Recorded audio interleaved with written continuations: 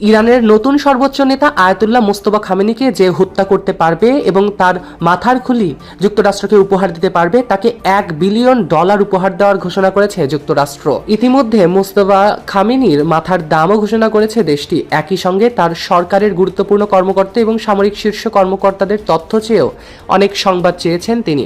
যুক্তরাষ্ট্রের পররাষ্ট্র মন্ত্রণালয়ের রিভার্স ফর জাস্টিস কর্মসূচির আওতায় ইরানের নতুন সর্বোচ্চ নেতা মোস্তফা খামেনি সহ ইসলামিক রেভলিউশনারি গার্ড কর্পসের অর্থাৎ আইআরজিসির সঙ্গে যুক্ত ঊর্ধ্বতন কর্মকর্তাদের তথ্যের জন্য $10 মিলিয়ন তথা $1 বিলিয়ন উপহার দেওয়ার ঘোষণা করেছে যুক্তরাষ্ট্র। মার্কিন পররাষ্ট্র মন্ত্রণালয়ের ডিপ্লোম্যাটিক সিকিউরিটি সার্ভিস প্রকাশিত একটি ব্যানারে মোস্তফা খামেনি তার নিহত বাবার deputy chief of staff Ali Asghar Hejazi এবং শীর্ষ নিরাপত্তা কর্মকর্তা আলী লারিজানিকে ওয়ান্টেড হিসেবে তালিকাভুক্ত করা হয়েছে।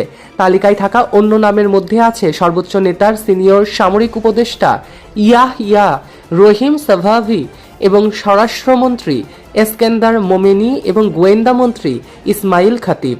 এখন দেখা যাক ইরানের বিপক্ষে যে কে যুক্তরাষ্ট্রের এই $1 বিলিয়ন প্রলোভনটাকে গ্রহণ করে। ডেস্ক নিউজ, প্রতিধ্বনি নিউজ।